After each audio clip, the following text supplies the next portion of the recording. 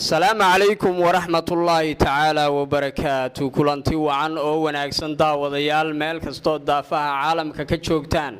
ومركله iyo barnaamijkeeni hibada hal abuurka oo adaalaaba kala socotaan bartaan YouTube-ka ku leeyahay ee Maxamed Turki channel barnaamijka waxa igu martiya abwaanka da'da yar abwaan khadar barnaamijka waxa igu martiya abwaanka da'da yar abwaan khadar Saleebaan Xasan خضر عاوية خضر وحاو كمد يهي dhalinyarada hal abuurka ee ku nool gobolkan Togdheer isla markaasina suugaantoodu ay waqtigan ay leedahay xiisa gaara waxaan jecelahay inaan ku soo dhaweeyo khadar barnaamijka abwaan khadar caawiye ku soo dhawow barnaamijka hibada hal abuurka iyo bartaan YouTube-ka ku leeyahay ee Maxamed Turki channel alxamdulillah waan ku dhawahay walaal maxamed waanad ku mahadsantahay walaal martiqaadkan aan ka helay ilaahay baa subhanahu wa ta'ala ma hadlay halkan isugu keenay waan ku dhawahay walaal aadiyad waanan aadiyadna kugu mahadcelinayaa saaxiibkay maxamed turki abwaan khadar caawiye ugu horeyntii waxa aan ku weydiin lahaa waan jecelahay barnaamijka inaynu ku furno bal taariikh nololeedkaaga maadaama nin dhalinyaro ah oo bulshada raba inuu wax fara badan ku soo kordhiyo isla markaasina uu wax fara badan ka bedelo tahay bal taariikh nololeedkaaga bal si kooban iiga waran haddaan ku bilaabo taariikh nololeedkayga anigu waxaan ku dhashay deegaanka loo yaqaano Balir Roble oo hoos yimaado degmada Gabagabe waxa aan ka bilaabay waxbarashadayda magaalada Burco ee xarunta gobolka Togdheer oo aan ku soo qaatay waxbarashooyinkii kala duwanaa dugsiyadii hoose iyo saraba imikana waxaan ku guda jiraa oo aan ka mid ahay ardayda dhigata maxadka weyn ee ku yaala magaalada Burco ee xarunta gobolka Togdheer oo loo yaqaano Maxadu Sunna oo aan insha Allah ta'ala imika ahay dalabada insha Allah dhawaan la rajeynayo in insha Allah ka qalin jabiyaan abwaan khadar caawiye waxaan jecelahay in bal bulshadu ay in fara badan waxay sugaysaa suugaantaada quruxda badan waxaan jecelahay markaa inaan ugu horeysiyo maanso la yiraahdo dhimasho nool maansadaasi bal wixii ay ku timi bal adigoo ku soo dhawaanaya maansada loo yaqaano dhimasho nool waxay ku timi maansadu horta waxay ka hadlaysaa waqtiyadan dambe sida wax isu bedeleen iyo sida waqtigii hore ahaan jirtay dhimasho nool la kulay waxa laga yaabaa bulshada in fara badan oo kamid inay siyaabo kala duwan u akhristaan dhimasho nool laakiin magacaabo sida ka muuqata maansadu waxa weeye oo ay ka turjumaysaa qofku sidiisaba wuxuu qiimo ku leeyahay ee uu waxaan ku maamuus ku leeyahay waa sharafta weeyaan qofka hadii sharafta laga qaado oo booskii ay lahayd ay ka baxdo sharaftii oo qofka sharaftii uu huwana laga xayoobiyo ama sumcad farabadan bulshada uu ku lahaa bulshada ay kala noqdaan kalsoonidii markaa u qabeen kulli qofkii wuxuu noqonayaa uu qof iska nool oo markaa aan lahayn maamuuskii iyo sharaftii markaa uu lahaa marka dhalinyaradan dambe iyo say isu bedeleen iyo waxyaabahan dambe jiilkan dambe is wada bedelay iyo xaaladuhu sida yihiin ayaa ay maansadu aad u qaada dhigaysaa sidaas uun bay markaa aan leedahay waa dhimasho noolo qofku qof iska noolo jooga laakiin sharaftiisa iyo qiimihiisa iyo dadnimadiisa iyo magaciisa Soomaalinimada uu lahaaba waxa uu yahay mid dhulka la dhacay oo yaani arrinka oo markaa meeshii ka saaray banoqon waayahay abwaan khadar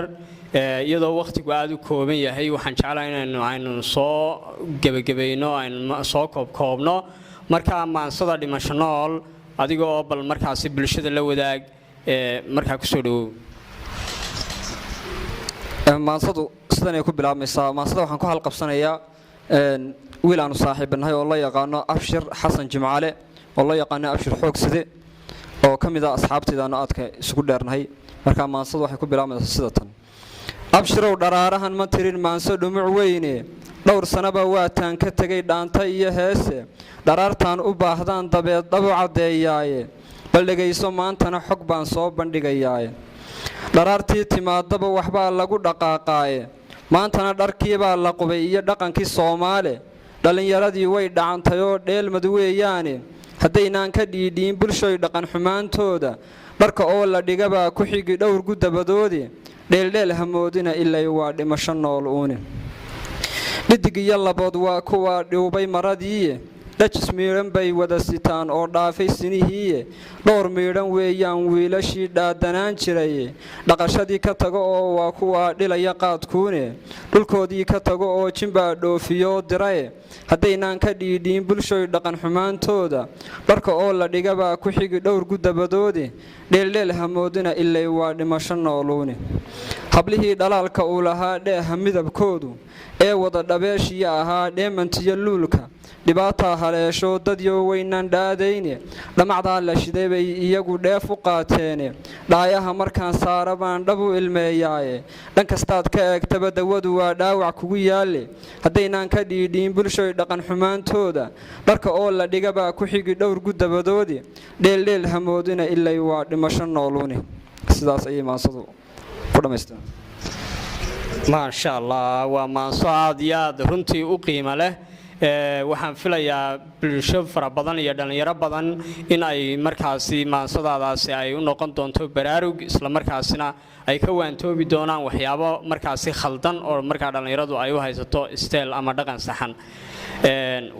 markaa khadar waxaan jecelahay inaan ku xigsiiyo maansada kale ee la yidhaahdo sun jacayl maansadaas iyo siday ku timi iyo adigoo noo bilaabaya intaba maansada sun jacayl waxay ku timi wiilaanu saaxiibanahay oo ka mid ah dhallinyaradan gobolka togdheer ku nool ayaa markaa insha allah jeclaystay inuu inan ayde markaa uu jeclaystay inuu la hadlo markaa inantii unbuu dareenkeedii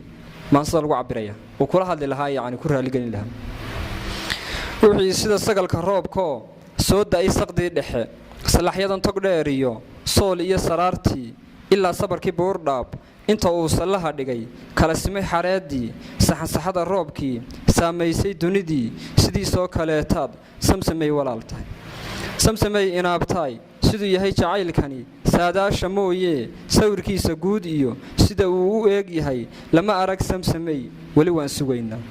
samsamay inaabtaay siduu yahay jacaylkani saadaasha mooyee sawirkiisa guud iyo sida uu u eeg yahay lama arag samsameeyo weli waan sugaynaa samsamey inaabtaay masalana jacaylkiyo inta aanu saamayn sawir layga reebiyo ama qaysku uu dilay aana noqon sidiisii kalayoo isama bixi sunta caashaqiga saar samsamey inaabtaay adduunyadu sideedaba waa silsiladu wareegto sida ay hadhow noqon ma sifayn karaayee sabadii togdheer iyo somalilan dhexdeedii iminkaan ku suganne aynu samaha gaadhne kaalayoo isama bixi sunta caashaqiga saar maasha allah waa maanso aada u qurux badan erayo farshaxanimo fara badanna ay ku jiraan waxaan ku leeyahay afkaaga caanagii lagu qabay abwaan khadar caawiye waxaan kaloo jecelahay maansada la yidhaahdo axdi inaad iyadana bal sidii aad u hal abuurtay bal iyana aad ku soo dhawaato isla markaasina aad nala wadaagto maansada axdi isla tii horunba iyaduna maansadu waa iyaduna maansada jacayla weeye marka iyaduna waxa weeye uun inan adigu wiil ay arrin ka wada dhexeeyo ayuu leeyahay uun arrintii dee anigu xaggayga waa ka dhantahay adiguna xaggaaga yacni yaan lagaaga soo dhicina yacni ilaali uun buu leeyahay markaa sidanay ku bilaabmaysaa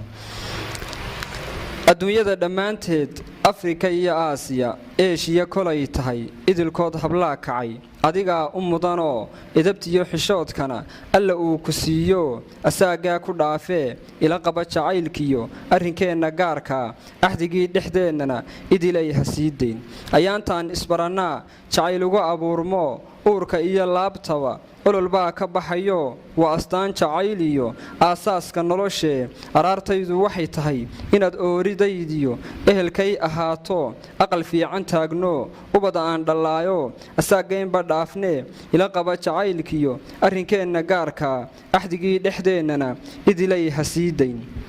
idilkooda hablaha kacay adigaa u mudanoo asturnaanta eebbuhu kaga dhigay astaanoo aabbe iyo hooya edab kugu barbaarsho alla mahadi weeye ila qaba jacaylkiyo arrinkeenna gaarkaa axdigii dhexdeennana idilay ha sii dayn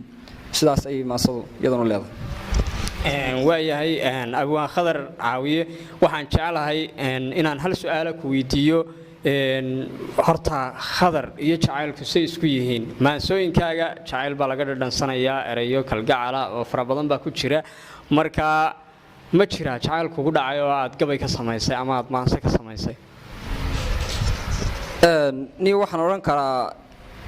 jacaylku horta sidiisaba waxa la odhan karaa waa dareen sida ka muuqanaysa abwaanada iyo siday u cabirayaan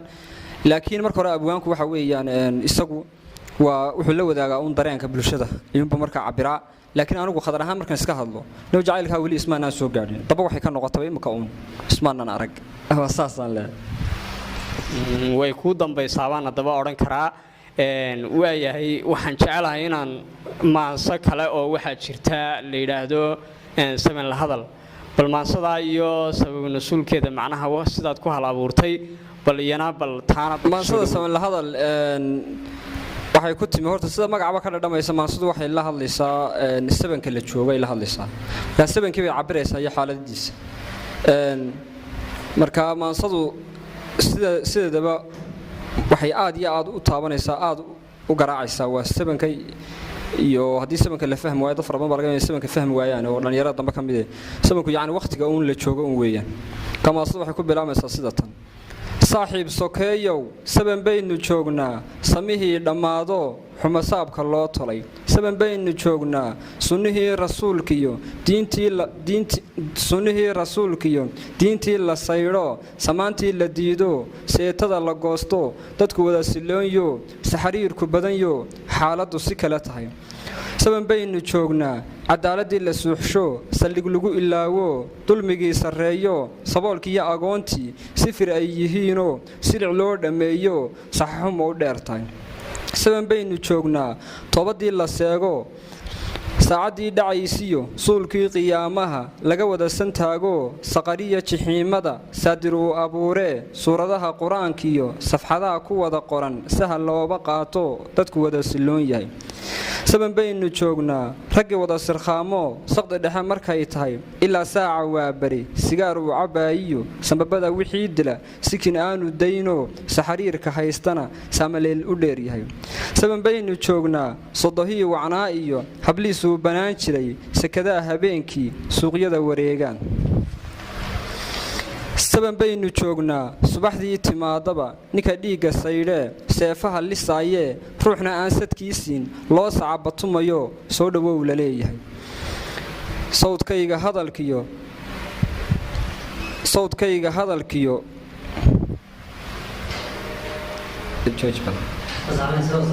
sawdkayga hadalkiyo suugaanta maansadu waxay saaka leedahay allah yow siraadkaa naga samata bixiyo samaan nuugu roono sada kale waxay tidhi dadka sawdka hadalkiyo sinjiga aan wadaagniyo soomaalidayday ku salliya rasuulkii ku sugnaada diintiyo salaankeenna khayr kale gaalla sacabka haw tumin sidaas ayay maansadu iyadana ku dhammaystiranta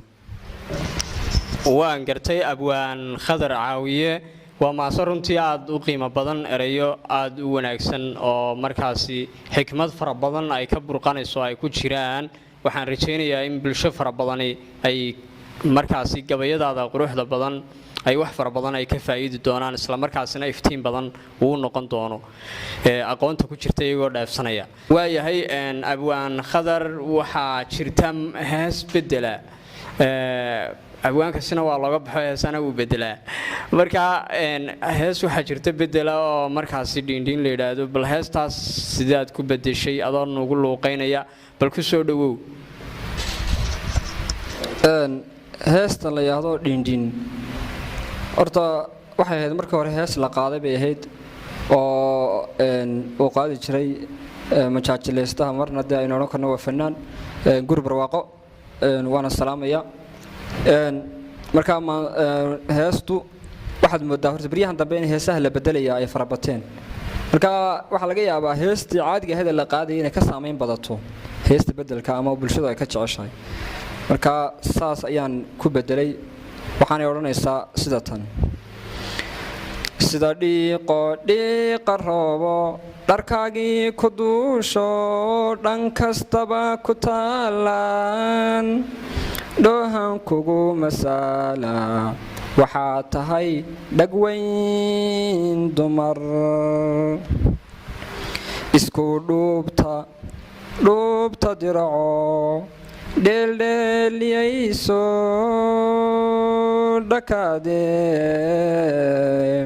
dhakadeedu weyn tahay wax ku dhaha jacayl wacan dhoostooba mooye kuma soo dhawaaqe dhoohanay dhagweyn nolosha aakhiro dhiindhiin ku noolow dhiindhiin ku noolow dhagax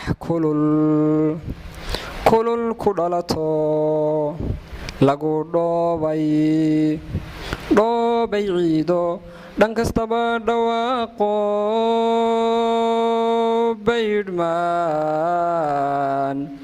baydhmaan la dhaafsado wax ku dhaha jacayl wacan dhoostooba mooye kuma soo dhawaaqe dhoohanay dhagweyn nolosha aakhiro dhiindhiin ku noolow dhiindhiin ku noolow allah yaa salaam waa codaad u la yaab badan saad horta aad codka aad u qaadayso iyo sidaad toomka aad u keenayso khadar ma jiraan maxaan kugu dhahdaa heesaha muusikada marka laga jaro ama aanay muusig aanay wadan qaar aad xiisayso adigu ma jiraan horta maxamedow waxaan odhan karaa heesaha new sideeda ma dhegaysto qofkana wuxuu shaygii uu xiiseeyaa ama wax ka sheegi karaa markuu aad u dhagaysto marka anigu heestan unbaa igaga sii hadhay aan bedelay heesii hore ee berigii aan dhallinyarada ahaa aan dhagaysan jiray laakiin iyo beryahan dambe waan ka dhex baxay heesaa dhagaysigoodii markaa saa darteed imika mid aan sheego aan idhaahdo taasaan jecelaha haba yaraatee ma xusuusan karo waayahay kolley codkaas aad u qaadayso bulshada ka markhaatiya in indho jacayl aad leedahay waaye khadar waxaynu soo gaadhnay guntii iyo gebagabadii barnaamijka adigoo soo koobaya ayaad jeceshahay inaad halkan salaan hawadaad uga mariso adigoo soo koobaya